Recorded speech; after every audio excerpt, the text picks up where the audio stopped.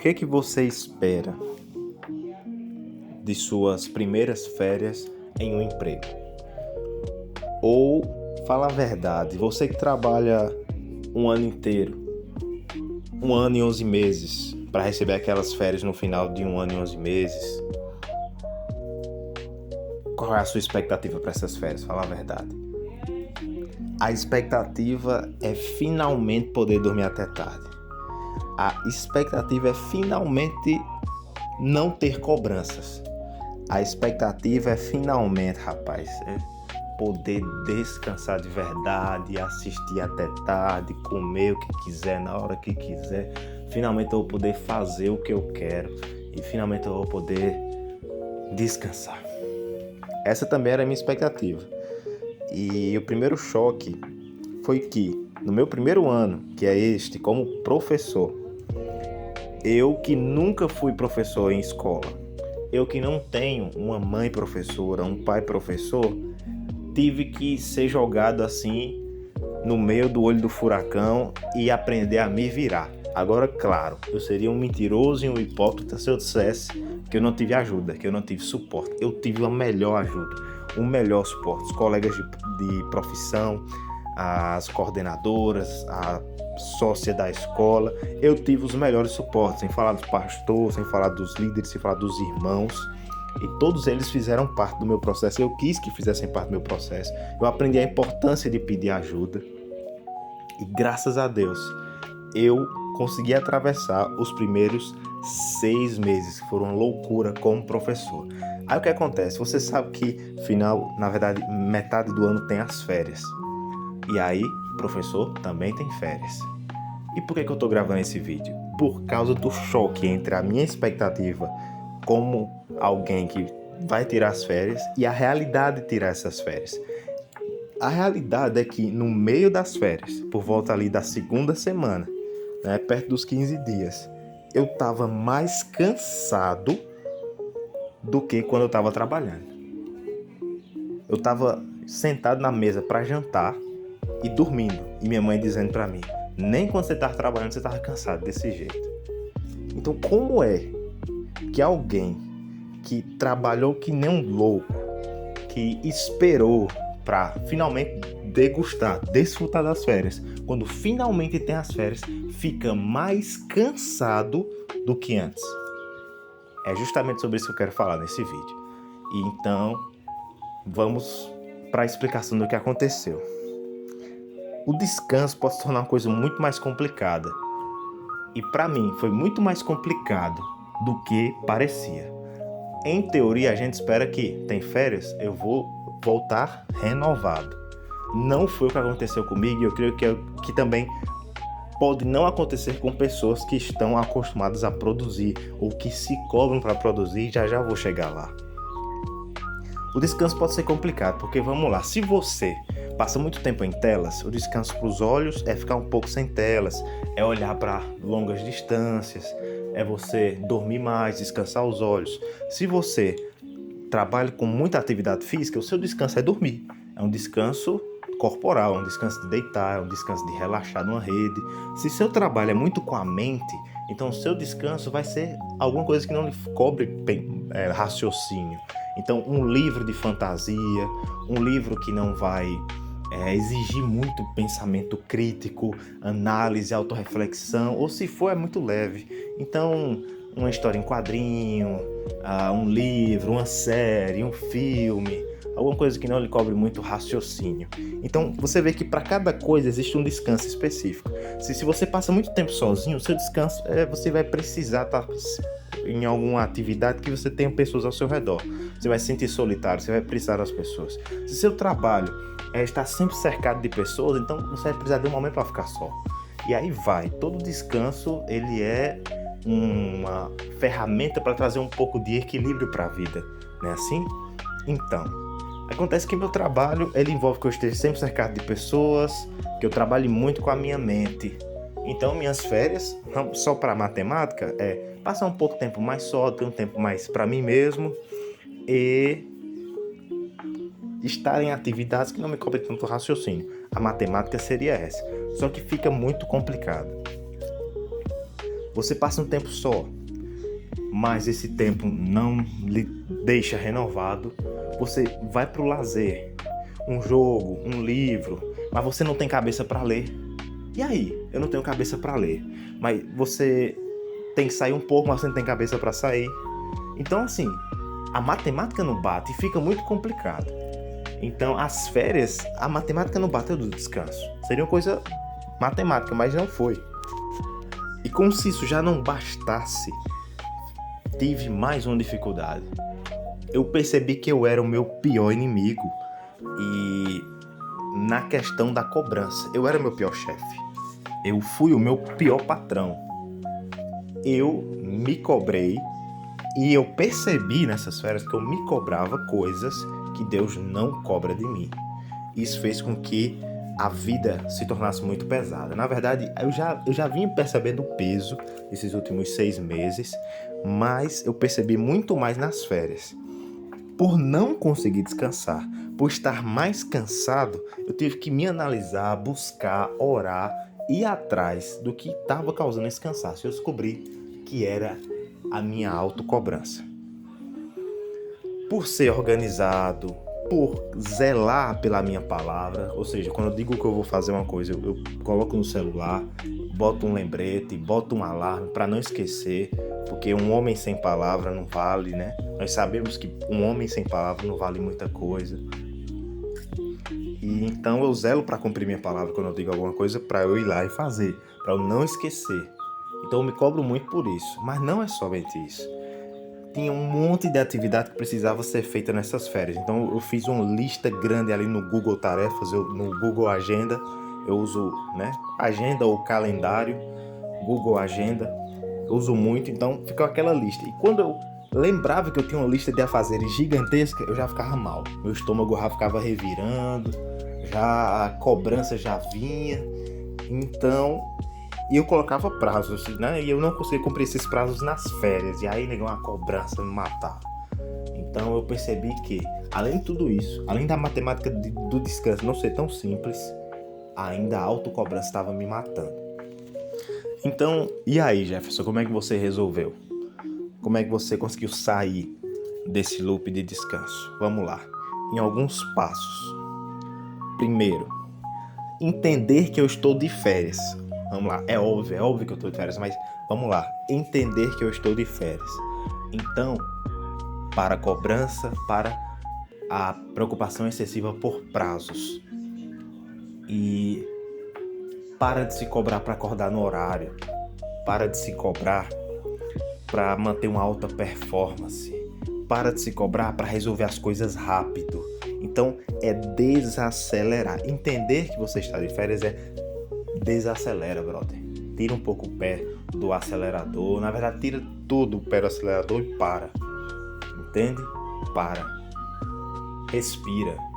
Para de se cobrar. Entender que estar de férias é parar de se cobrar. E aí é o primeiro passo. Ou seja, peraí, quer dizer que então e as minhas responsabilidades que eu tenho mesmo nas férias? Cumpre com essas responsabilidades. Mas o restante, respira. O restante dá tempo. O restante que não é urgente, deixa para depois. Se preocupe em descansar nessas férias. Se preocupe em aproveitar. Segunda coisa, lembre que as férias vão acabar. As férias vão acabar. Você vai voltar para a rotina. Você vai voltar para o dia a dia. Você vai voltar para as cobranças. Você vai voltar para os prazos. Então aproveita que vai acabar. Entende? Primeiro passo é lembrar que está de férias. Segundo é lembrar que as férias vão acabar. As férias não são para sempre. Então não tem problema, cara, se você ficar um mês sem ir para academia. Não tem problema se você for 2 vezes só na academia nas férias, 1 vez por semana, 2 vezes por semana. Não se preocupe, você vai ter o restante do ano para treinar. Você não vai perder em um mês os seus ganhos na academia. Então mano, não se preocupe, descansa, durma bastante, que já já você não vai ter tempo para dormir tanto. Então, primeiro passo, lembrar que está de férias. Segundo, lembrar que as férias vão acabar para você aproveitar melhor. Aproveite, faça aquilo que você sabe que quando retornar não vai conseguir fazer com tanta facilidade. Né? Então, Se você pedala, anda de bicicleta, faça pedais mais longos, que quando voltar à rotina você não vai ter tempo de fazer. Durma até tarde. Se você quer dormir mais cedo, durma mais cedo, acorde mais tarde. Vá ver o sol nascer, vá ver o sol se pôr, faça uma trilha, fique um tempo no mato e desacelere. Às vezes ficar um pouco distante da tecnologia por mais tempo, ver pessoas que você não consegue ver na rotina. Então tudo isso é muito importante e é aquilo que eu estou procurando colocar em prática. E eu quero finalizar com um ponto muito especial e eu vou procurar colocar isso como algo que se repete em meus vídeos, que é olhar para Jesus. Porque se tem um benefício que eu posso trazer para você, é que você comece a olhar Jesus como ele é, e não como a mídia faz ele ser, ou como seus parentes, ou como o mundo apresenta Jesus para você. Mas se eu conseguir fazer você olhar para Jesus como ele realmente é, então eu cumpri minha missão. Então, simbora olhar para Jesus. Jesus, você não vê ele sobrecarregado no dia a dia. Sim, ele já ficou sobrecarregado. Mas no dia a dia, ele não tem um dia a dia de sobrecarrego. Você vê que quando começa nos evangelhos, quando André encontra ele estava passeando e João Batista apontou para ele e disse: esse daí é o Cristo, é o Filho de Deus. É o Cordeiro que tira o pecado do mundo, que carrega o pecado do mundo. E André olhou para Jesus e começou a seguir ele. E Jesus andando bem de boa, indo para sua casa, onde estava hospedado. Ele olhou para trás, aqueles caras seguindo ele, e falou: vocês estão indo para onde? Aí eles perguntaram para Jesus: o senhor está dormindo aonde? Venham comigo, vamos ver aqui onde é que eu estou dormindo. E aí Jesus vai, leva os caras para casa lá e fica conversando com eles o dia todo. Eles passam o dia na casa de Jesus. Então como é que a cabeça é sobrecarregada? Tá entendendo? Então, Jesus quando estava cansado, ele descansava.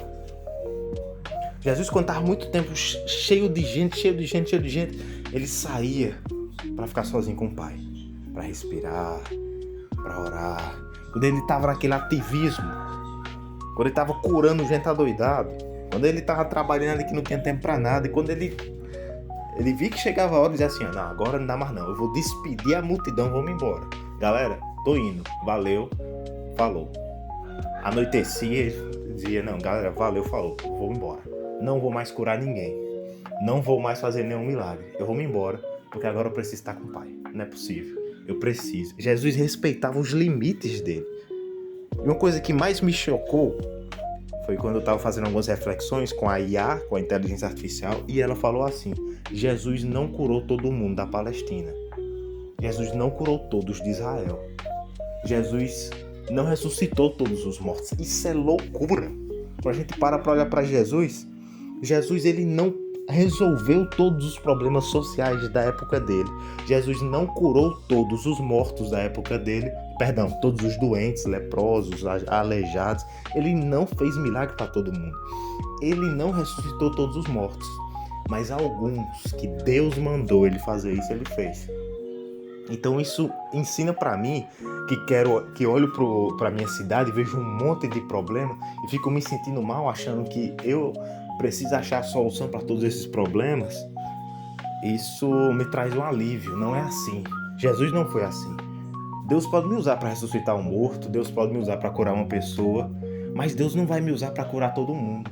Deus não vai me usar para ressuscitar todo mundo. Deus não vai me usar para fazer tudo. Porque ele tem uma função para cada pessoa, e ele tem um tempo, e ele só faz as coisas quando aquilo vai glorificar o nome dele. Porque a gente viu uma época aí onde milagres, curas, começaram a se tornar bandeira de ministério, bandeira de pastor. Os pastores começaram a usar isso para ganhar dinheiro, para movimentar. Ou seja, isso parou de trazer glória para Deus, começou a trazer glória, fama, riqueza e dinheiro para falsos pastores que se aproveitavam disso, né? Então, olhando para Jesus, nós vemos esse equilíbrio. E para fechar com chave de ouro, olhando para Jesus, olhando para Deus no Antigo e no Novo Testamento, que é o mesmo Deus, nós vemos uma coisa que se repete. O verdadeiro pastor, ele dá descanso para suas ovelhas. O falso pastor, né? Eu estou usando aqui a palavra pastor porque ela é muito forte na Bíblia, para simbolizar aquele que toma cuidado de um povo, aquele que tem um líder, a figura do pastor, a figura de um líder. Então, o verdadeiro líder, ele dá descanso para as pessoas. Ele não dá cansaço, sobrecarga. O verdadeiro líder, ele dá descanso. Você vai ver no Salmo 23 que Davi vai dizer: o Senhor é meu pastor, nada me faltará. Ele me faz repousar em águas tranquilas. Ele me guia pela vereda da justiça. Ele restaura o meu vigor. Então, ele me coloca em pastos verdejantes. Então, você consegue imaginar você ali descansando na sombra de uma árvore, com o rio tranquilo, com águas cristalinas passando ali pelos seus pés, molhando um pouco ali, você deitado numa grama fofinha. Então, você no ambiente desse, cara, você consegue trabalhar, você consegue viver, você consegue respirar, você tem qualidade de vida, você tem uma vida abundante. É claro que ali está falando numa linguagem de ovelha, pasto, ovelha, água, ovelha, grama, mas trazendo para a nossa vida é entender que Jesus, ele não quer que você viva cansado.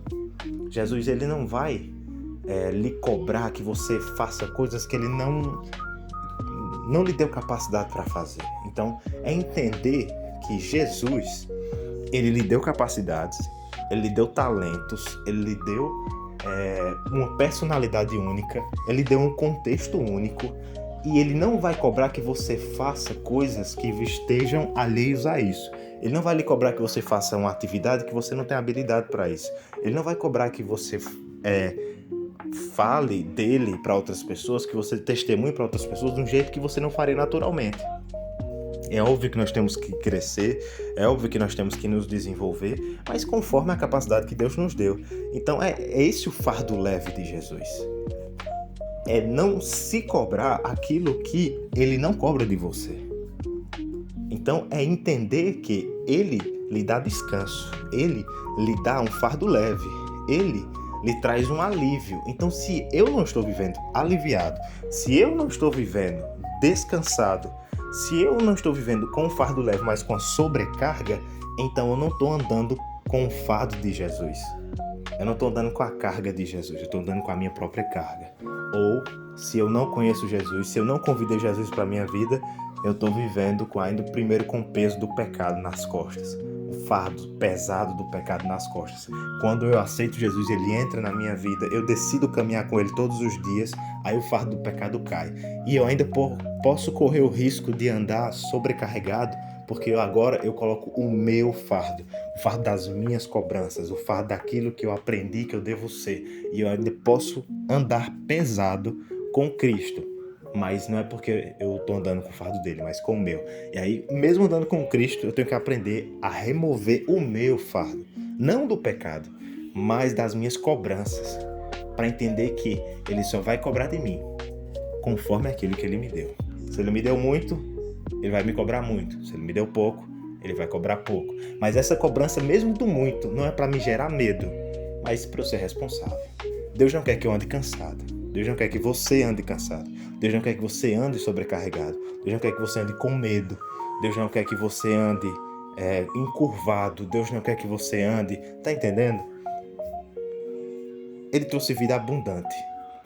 Mesmo sendo pobre, mesmo sendo rico, você tem vida abundante. Você não se cobra de maneira indevida.